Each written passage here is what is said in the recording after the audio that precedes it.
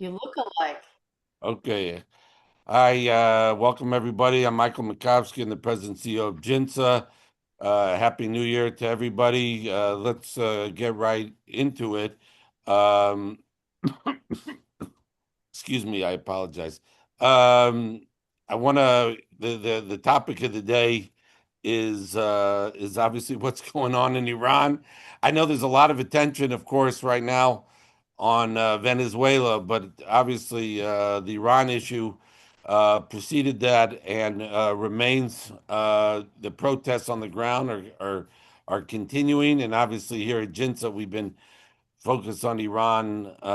It's actually always been one of our most important issues that we focus on. So we're very focused. We're very fortunate to have two experts, actually. And I'll tell you, I'll start with Ray, who's a senior fellow at the Council of Foreign Relations. And Ray, you'll tell me your full title because I apologize. I don't have to, but you're That's also been a fine. member for a long time at JINSA's That's right. Iran Task Force, which Yes. I consider the most important credential, Yeah, and also it an author is. of a very important book on Iran. And you'll have another one coming out, I think, Yeah. later this year. Is that right? Yeah, that's right. That's right.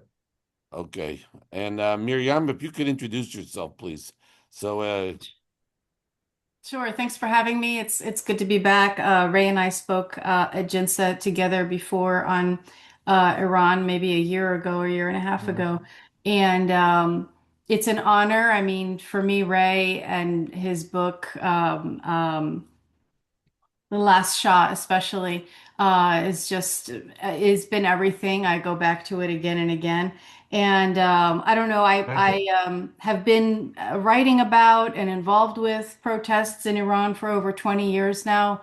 I was founder and director of Tavana, which continues to be a way for people to know about protests, Iranians to know about protests and to be better at protesting. And yeah, I've written about protests for a long time.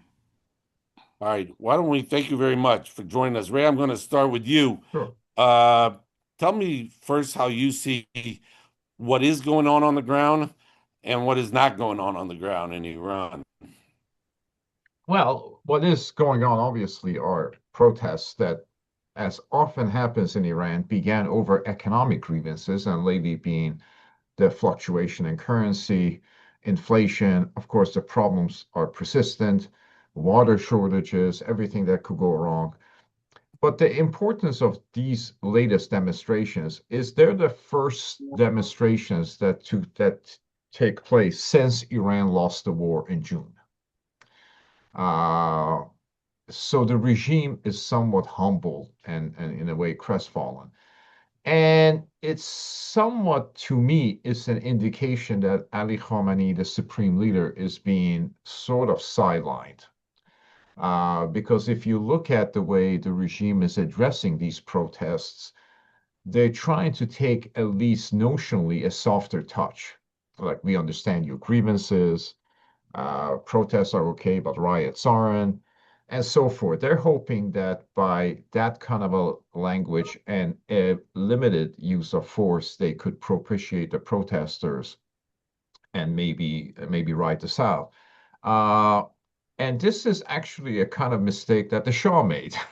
When you try to be reasonable in order to separate the militants from moderates, you tend to enlarge the coalition opposing to you.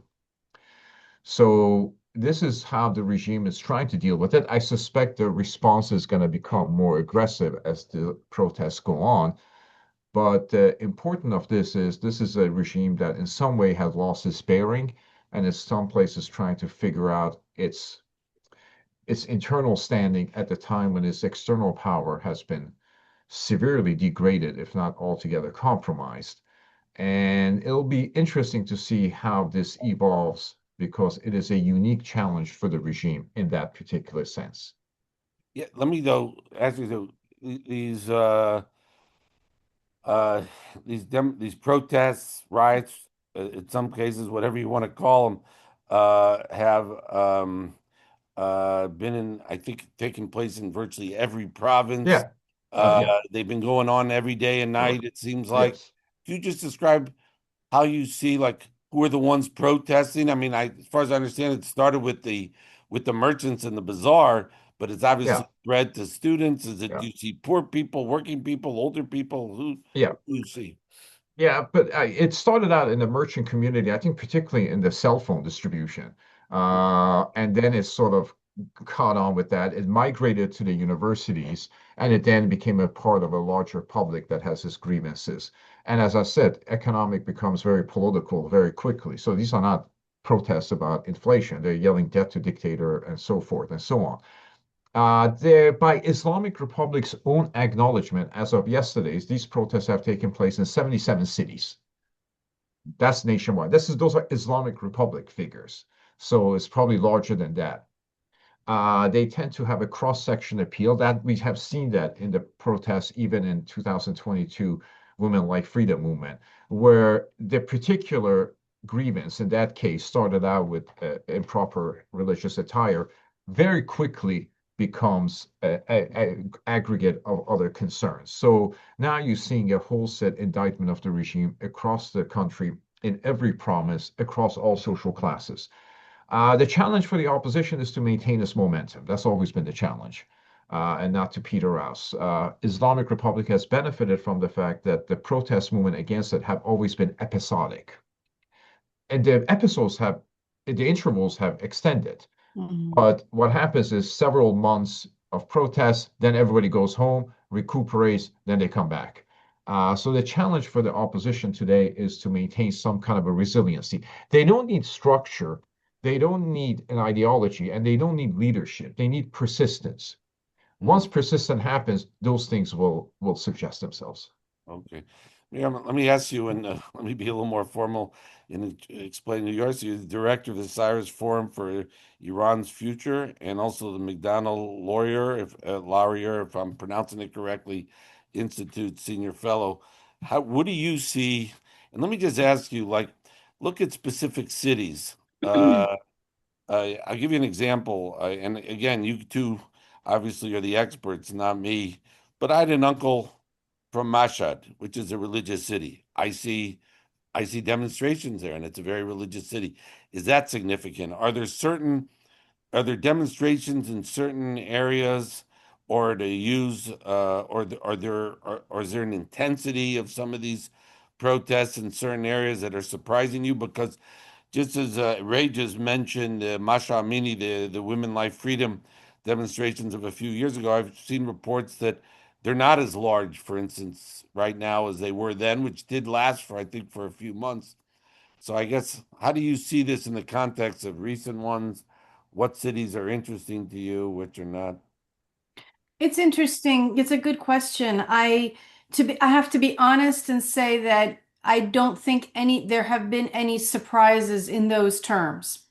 If anything, as you say, it's less than what was happening in 2022 with Mahsa Amini protests, women life freedom protests. However, there is a big difference in these protests in that Reza Shah, Mohammad Reza Shah, and the grandson, the Crown Prince, Reza Pahlavi's name is being called. Not that it wasn't called before, but it's being called more.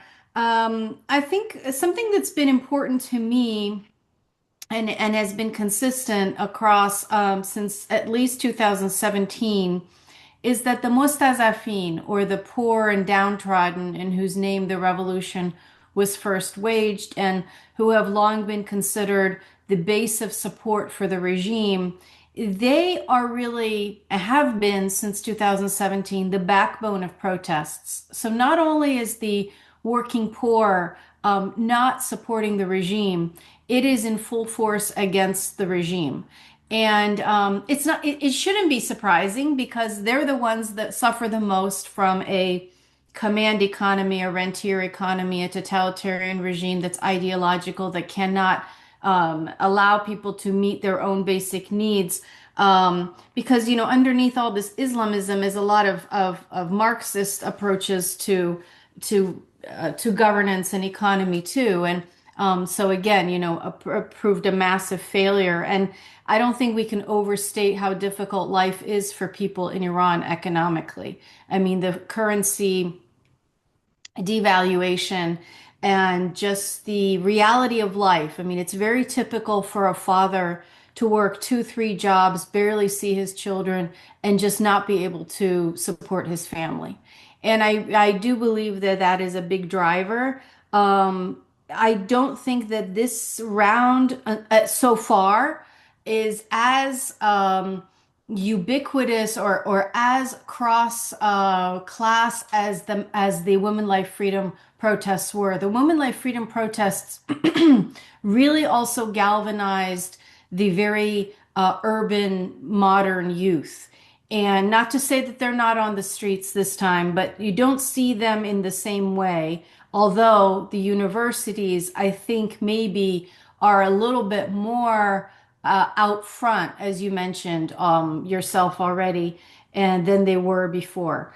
I think things that are missing that can be corrected, they can change, they could maybe change very quickly, is that there does not seem to be an organized way about these protests, and that there's a lot of focus on street protests. And people who, theorists of nonviolent revolution, tend to see that as a weakness, actually. That street protest is a place that you get to, that you culminate to once you have been able to create many other forms of civil disobedience, including regular labor strikes. And the bazaar, for example, could leverage the power that it has and say to the rest of the economic sectors, including oil and transport and like sugar that have been, big parts of previous historic revolutions, that, we'll strike for 2 months, but only on the condition that you do the same. That kind of thing, that kind of like real organizing rather than people just showing up on the streets hasn't happened yet. Again, it can happen. But did you see that in 2022 with We the saw more of it. We saw more of somewhere? it. And we saw more of it in 2000, late 2017 and 2018. 2017, 18, for example, the truckers were on strike for a long period of time. There was, yeah, many sectors of the economy were striking. So let me ask you, Ray. You mentioned one of the significant things is the first demonstration since Yeah. the 12-day war with Israel in June. I mean, how do you see a government here and a regime? They couldn't protect. I mean, the Israelis had air supremacy within 48 hours, which had to be over Tehran, which had to be phenomenally humiliating for this regime. The Israelis killed something like, I can't remember the exact number, 30 something of the top military and scientific leaders of Iran within the first 4 minutes. The one thing that the Iranians seem to have done especially well was fire ballistic missiles, and they seem to at Israel, which they did, I think they, got better at during the war. But otherwise, they look pretty bad. They have problems with water, they have problems with electricity, they have problems with heating in the winter. Um, how is I guess are all these things? I mean, I guess how did the war impact this? You think, or is it just the rial as we saw has also reached a new low or high or however you want to call it versus the dollar? I mean, how do you see the war affecting this, even though that happened 6 months ago? But I, Well, I think in the aftermath of the war, the regime, however, it's making decisions, and as I said, I don't know if Ali Khamenei is still supreme. The regime decided to sort of offer a revised social compact to the Iranian people, namely, after 45 years of obsessing about women's hair, they started now not really enforcing the hijab. uh, So, in a sense, they cannot offer the Chinese model of economic opportunity for political compliance. They can, however, try to move to some extent toward the Saudi model, cultural liberalization for political passivity, to some extent, within the strictures of an ideological state. So they were trying to essentially relax some of the pressures on the society. But all politicians, including the Islamic Republic politicians, always fight the last war. So the last round of protests were provoked in their immediate cause, in their proximate cause, with the enforcement of religious attire. And they were concerned that if you go back and reinforce this, that could be a spark that provokes some kind of a uprising. And of course, something else always happens. In this particular case, economic grievances that have mushroomed into political and social concerns. Uh, what they misunderstand about their people, and here maybe because we're witnessing a succession from the first generation of revolutionaries like Ali Khamenei to the second generation, like Pezeshkian, for whom the revolution is buried in myths as opposed to lived in experience. Uh, because they're making a lot of mistakes that they didn't before. The Islamic Republic had a playbook for how to deal with protests. The playbook starts with this: you never acknowledge the grievances of the protesters, you grant them no legitimacy. You immediately decry them as agents of sedition on behalf of foreign powers. The category of foreign powers changes, but the two statutory members are United States and Israel. So at times Saudi Arabia is added to it, and so on. Number three, you use violence, but you use it with some degree of sparingly, just enough to establish deterrence, but not enough to produce too many martyrs for the cause. And then you wait for it to peter out. And that became a problem in the women's life freedom movement. That model applied in 2022 was problematic because suddenly the conscripts were asked to shoot young women. And they had a problem with that. So that playbook is not being used today. They're essentially acknowledging the grievances of the population. They're cautioning them that agents of subversion are trying to hijack your concerns and turn them into undermining of the state. Violence is being used. 17 people, I think, at least so far, have been killed, but not as dramatically as the regime can, with Basij and so forth. So this is a playbook, as I said at the beginning of, reminds me of the Shah's playbook. And now, actually, as of yesterday, they're talking about, as I said, separating legitimate protests from riots. First generation revolutionaries would not have made this mistake. Yeah. So there's a subtle succession going in this system, I So let think. me ask you that. First of all, when I was in Israel last month, and I was meeting a senior Israeli intelligence official, and they were saying, look, the regime is extremely weak.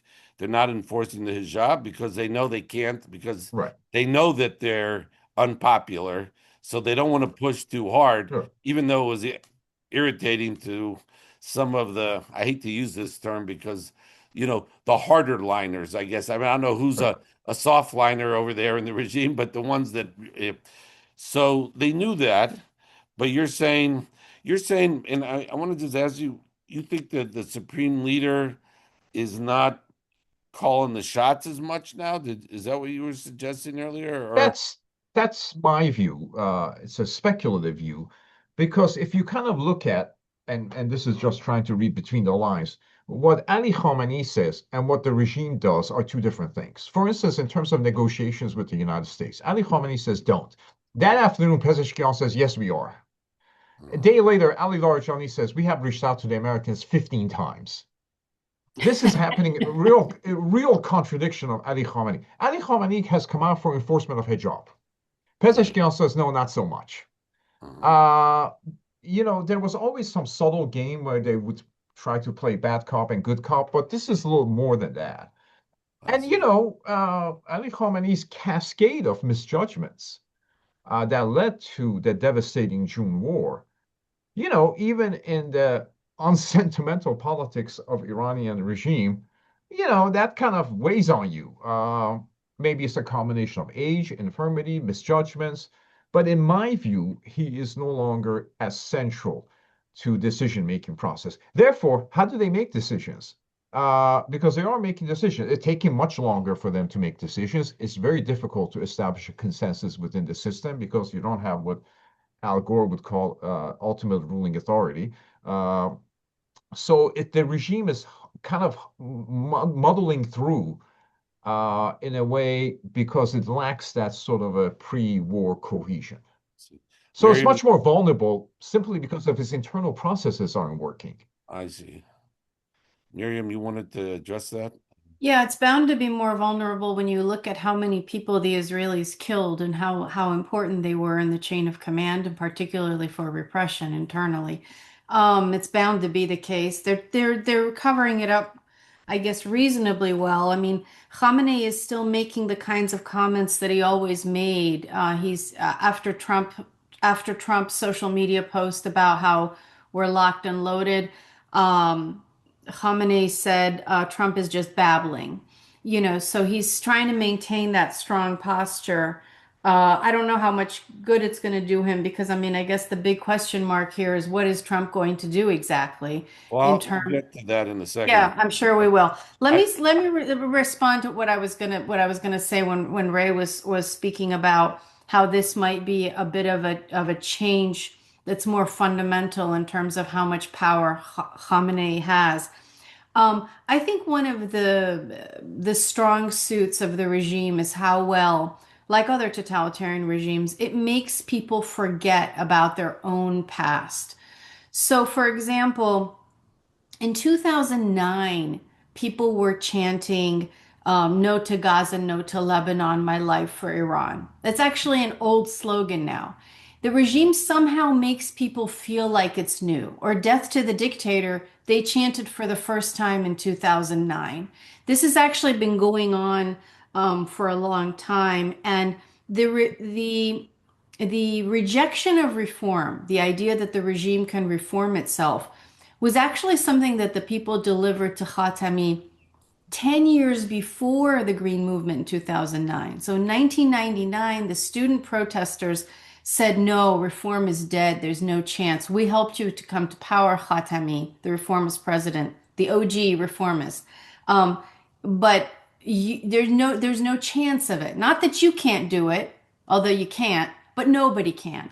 But the regime somehow made people just 10 years later forget all that, participate in the 2009 presidential elections. A lot of the people that you see now who are supporters, even close associates of Reza Pahlavi, were participants in the Green Movement. They were advisors to Mousavi, Karoubi, overt supporters of these reformists. Um, that's to say that, the Milan Kundera idea that the struggle of man against powers, the struggle of memory against forgetting, there's a lot of forgetting that happens, part intentionally, part not intentionally among Iranians. Their struggle is actually a very long one, and their rejection of the idea of reform is actually pretty deep and goes back for a while now. yeah. Let me ask you just a little more, and I know I want to talk about what we do about it, but just a little bit more about the demonstrators. Somebody who's watching this said that 15 Kurds have been killed, which seems a pretty high percentage of those killed already. Are there certain populations that are being particularly that are they dealing with certain parts of the country, they being the regime, excuse me, is the regime dealing with certain parts of the country, certain ethnic groups differently than others in all this? Ray? I Oh, go ahead, Mary. Go ahead, Miriam. Oh, no, no, go. I don't. I was just going to say I don't know enough about that, but historically, the Kurds have gotten um, much worse treatment than the Kurds and the Baluchis, and so I don't think it's an accident that in Iranian Kurdistan and Baluchistan, the resistance is also very strong. Yes. I agree with that. I would just add one thing. There always has been sort of a simmering violence in those ethnic enclaves, Baluchistan and Kurdistan. That's both a problem for the regime, but also a sort of an opportunity because the conscripts that they have, even the Revolutionary Guards, are willing to use massive force against ethnic minorities. I see. The way they maybe hesitate when they are called to repress demonstrations in the shanty towns that they themselves came from. Those are culturally familiar with to them. But an ethnic insurrection is more violent and more serious. And during the 2022 protest, the regime had basically declared martial law in those areas. They didn't announce it, but they were practicing martial law just to get control of the area. A lot of violence was used in the northern provinces because of the Kurdish insurrection. So it's a mixed bag for the regime. They can summon their foot soldiers to maintain national boundaries, but repressing schoolgirls who are taking off their hijab, that's harder. Let me ask you, this is, I guess, a bit of, I don't know if this has impacted the protesters in any way, but it was my understanding, at least before the protests began, that since the 12-day war in June, the regime was hanging something like 200 to 250 people a month. And I think the average was about 850 a year. And obviously, there is a regime that's paranoid anyway. And after being humiliated in the 12-day war with the Israelis, they're seeing, enemies everywhere. Maybe some are really our enemies of the regime, and some they're just using this as an excuse to kill them. But I'm just wondering if I know it's not directly related to the protests, Ray, but um, or maybe it was those hangings, the increased execution of Iranian people. Did that have any impact, do you think, on the internal situation there? Well, I think the figures are 20,000 people were arrested. Uh, Right. I think the executions, this is maybe not an updated figures, about 1,000 people have been executed Since because of June. Yeah. yeah, that's right. The regime's trying to figure Yeah, out. that's right. And whenever you have that sort of a mock justice system, that means there's a lot of score settling. Uh-huh. So it's not clear that they're actually dealing with a problem of external penetration. And maybe if you cast your net this wide, you can have a success in eliminating foreign inspired cells. But here's a problem with the regime that's so heavily penetrated that caused the Israeli success and American success is when you start trying to purify your security organs and your internal mechanisms, you create paralysis in the security organs because everybody's suspicious of everybody. Yeah. And that leads to some degree of paralysis. And that paralysis may have been part of the factors that they didn't anticipate this sort of a convulsion that came. Uh, So in some way, the arrest and execution leads you to believe that this is a formidable intelligence apparatus. But in another way, it's an intelligence system and the regime that's turning on itself to try to purify itself. That actually creates a measure of paralysis and inability to sort of see around the corners. I see.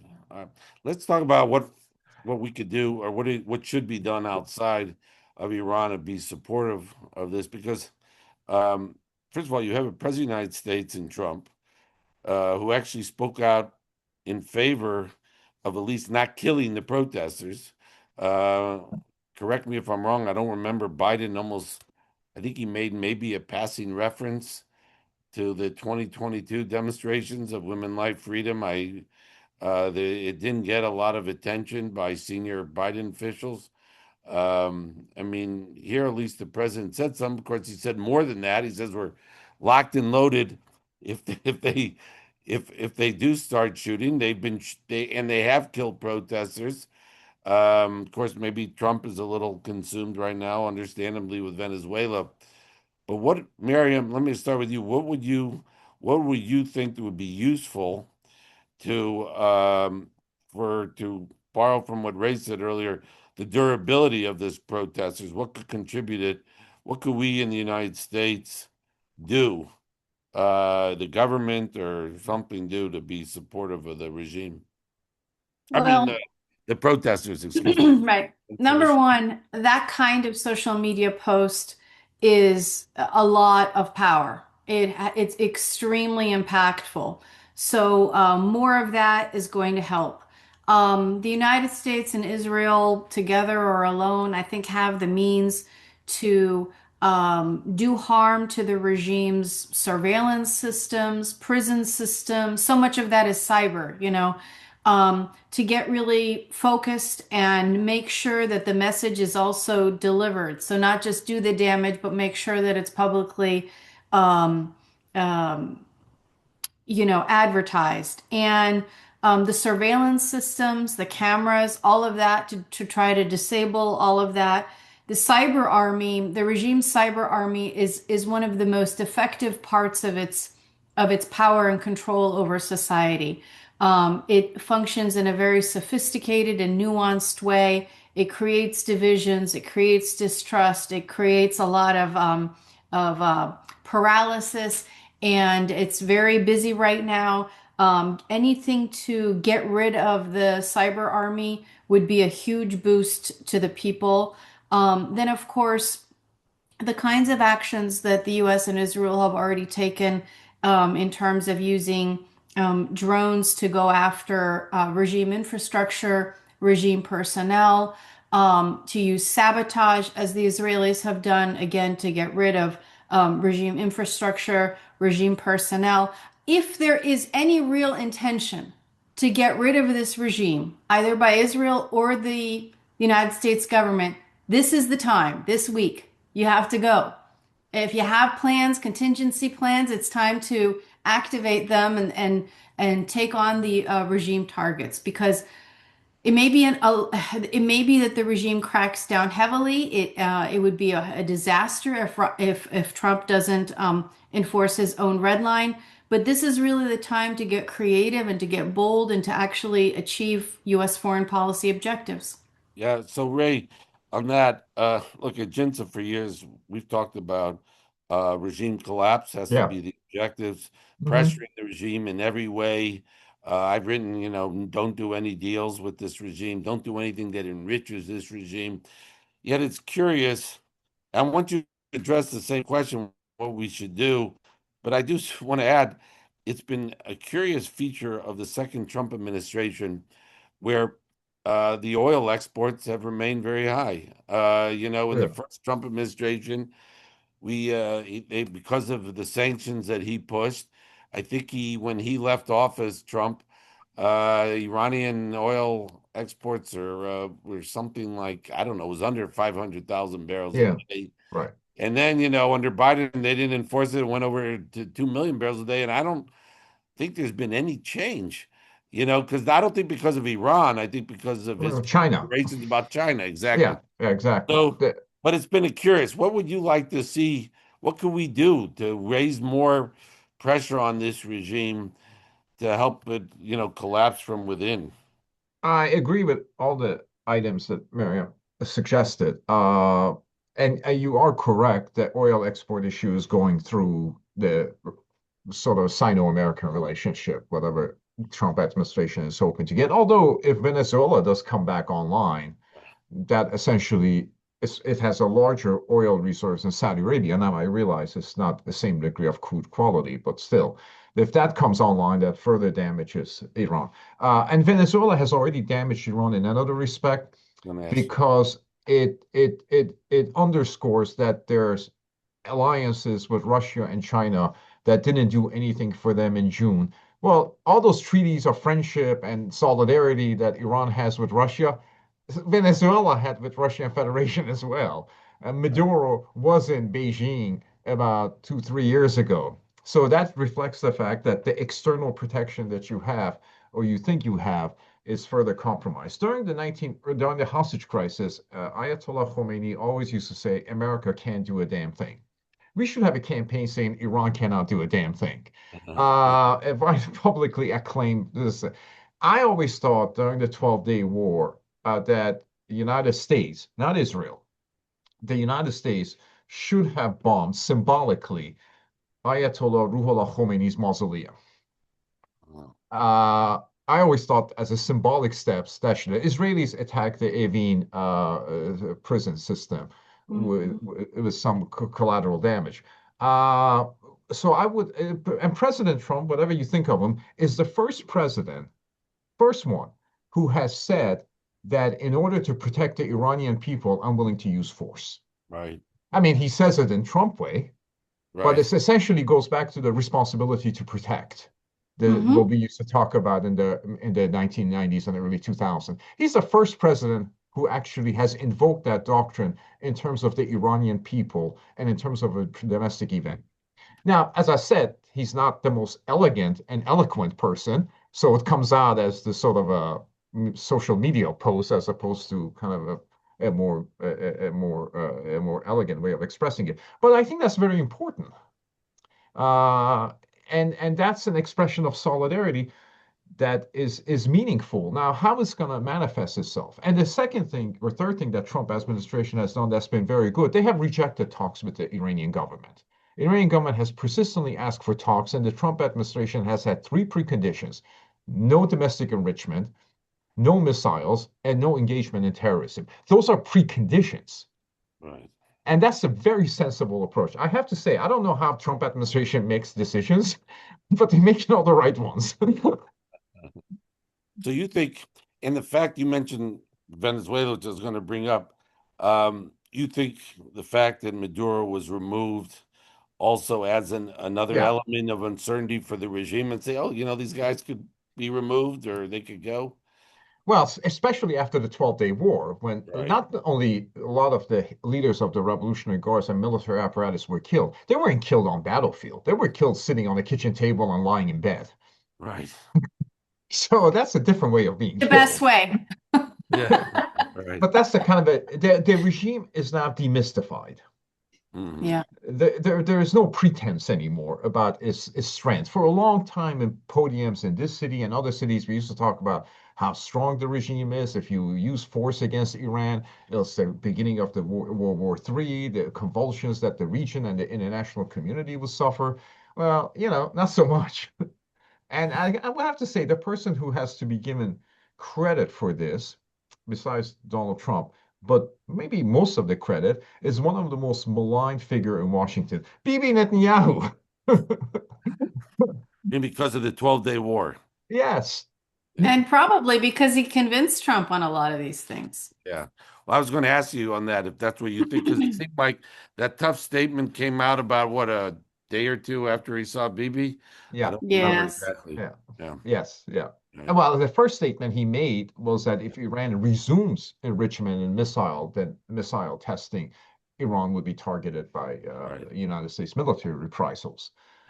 Then comes the responsibility to protect, to kind of Yep. cloak Trump's statements with some sort of elegance. One thing that I found interesting, and I don't know if you guys assess this or not, but is it seems that the Iranians, I get is what I've gathered is that they really think that they're going to get attacked by the Israelis soon, more than I think the Israelis are planning to attack them soon. I mean, they seem very nervous about it, the Iranians.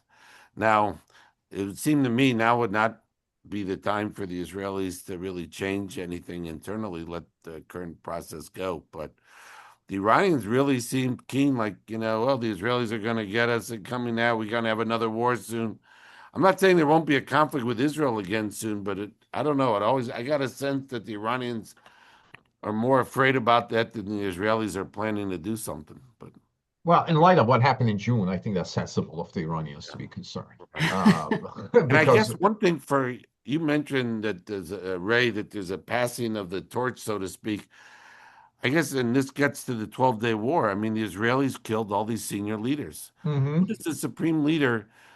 I mean, all these people that he was turning to, by the way, many of whom clearly told him wrong things because they couldn't protect the country. But at least at the time, he trusted them. I wonder whether the supreme leader has people right now in senior positions that he feels he knows enough, long enough that he can trust in such an emergency. Well, they just appointed a deputy head of Revolutionary Guards. Right. He actually has a lot of experience. Okay. He's been in Ministry of Defense. He was actually one of the first commanders of the Quds Brigade. He was responsible for the Argentinian bombing of the Jewish center. He's been indicted internationally for that. So he's a man you can rely on. Right. you know, Long history of engagement in terrorism and domestic repression. Whether that's going to be enough or not, I don't know. But there are still people within the system who aren't are you can rely on them for that sort of a solidarity, for that sort of fidelity, if you want to call it. Right. But obviously, it's a depleted regime, and what you're seeing with the purges that the regime has conducted, and aftermath of the June War, is what I essentially call the moronization of the Iranian politics. The more you purge, the stupider you get. Right. And Ali Khamenei has done a lot of purging to cleanse the system. As a result, what the true believers are left, people like Saeed Jalili, they're true believers, but they're, shall we say, intellectually limited. But what you're forfeiting in terms of analytical acuity, you're getting in terms of ideological solidarity. Yeah.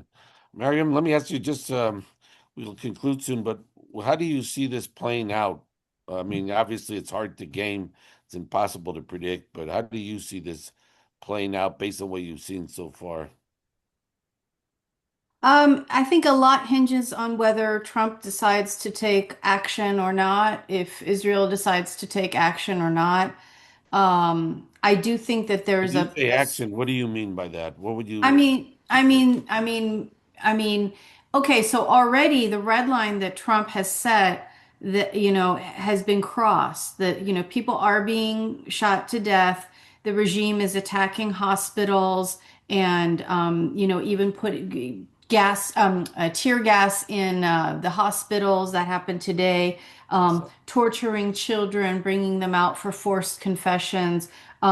If the United States is looking to point to brutality, it's already there. So if that was a real intention to do something to help the protesters, well, it's there. So a lot for me hinges on whether the United States is going to take some kind of a military action or one of those kinds of actions that I described. There's so many ways short of kinetic attack that the United States government, United States military, the CIA can help protesters. one thing, just to follow up, when you say military action, what would you think would be a constructive military action by the United States? Um, Well, I'm not a military person, but I think Israel did a fantastic job. You no, know, but I mean to help the protests is what I mean. well, in by getting rid of the top brass of the regime, you help the protesters. It sends a very strong message, especially if the regime doesn't know when you're going to stop. Right. So You know, let's say you kill five important people today, and yeah, you give the message that if you continue killing protesters, we're going to kill five more in a few days. I see. Yeah, I would add to that. When facing this kind of a protest, the regime doesn't mobilize all the garrisons, all the military. They do it selectively to the one that they think are the most reliable under the circumstances and the local situation. You can target those particular installations because they're some more reliable in their perspective than others. And you kind of saw that in 2009 when if that protest had extended to more cities, the regime probably would not have enough wherewithal to repress all the cities. Yes. They So even said that themselves. Yeah. it's a geographical expansion, tax the resources. Because remember, in these circumstances, Mike, they're not using all the cadre that they have because they don't trust them. Who are they Uh, using now? Is it just a besiege or IRGC involved? And who's putting down these? for this, so usually the first line of attack would be mobile units of the Basij, I think. But Miriam can talk about this. Yeah. Do you see one last thing on this? On the one hand, when this happened with Maduro, people said, "Oh, what a great signal to send to the Iranians." On the other hand, I do wonder if Miriam said they've crossed this line, they've killed people that with all the attention on Venezuela in recent days, it looks like maybe the regime is they had a little more leeway to be even tougher with their people. Do you think that? Either of you, Ray? I think that they're being hesitant. It's an awful regime, and its tactics against people, repressive tactics, are severe. But I think that it is a little bit on its back foot. I don't think. I think that the things that Ray said at the very beginning, in terms of their strategy of they repress enough to instill fear, but not enough that there's a strong sense of outrage domestically and internationally. I mean, of course, obviously there is a lot of outrage. It's partly what has motivated these protests is the long chain of abuses until now. But I also think it's important to remember again that the economic crisis is what, sparked this round and has sparked previous rounds as well. And that is something that the regime is not going to be able to address. It's humiliating in the way that it has tried to do so. I mean, it's talked about giving people $7 a month when people know how much they spend on, for example, a Hezbollah fighter is over $1,000 a month in Lebanon, or how much the regime, people spend on themselves, that they drive around in Ferraris and Lamborghinis and have one of the protest chances. Their children are in Canada, ours are in prison. The regime's children are in Canada, but our children are in prison.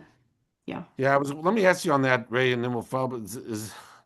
Is there, given all the corruption that has happened over the years, at least I understand in Iran, you Correct. would think there'd be a reservoir of funds that the regime could draw upon to help mollify the people, but otherwise, I don't. How do they, as Mariam just said, these economic issues, even if they wanted to, these things take time to fix. If Well, your they water can't fix them. situation is so bad that you're thinking of moving your capital, that's a big structural problem, it seems to me. Right. I mean, the apartment buildings that their kids own in Australia and so on. Yeah, these problems cannot be fixed because of corruption, because of incompetence, because of the fact that, some few are benefiting from this level of corruption. So the economic problems of the Islamic Republic will not be fixed. And the problem that the regime has, of the many problems, is labor protests and economic grievances become politicized right away, right away. So for in the public imagination, your economic situation is not going to be fixed until you're living on a different regime. Yeah. So now looking for new central bank director. Do you see, my final two questions. I'm One having trouble hearing is, you. what are you looking for going forward to say, ah, this is I, me, there's I, a change here. Oh, the people not. Uh, what are you looking at? What are you looking for on the ground and say, okay, this I couldn't hear is the question. a, I think you. this I can't is hear the an question. indicator the We dynamics have can't hear you, changed on the Michael. ground. Is it more city? Oh, uh, you can hear me? Okay.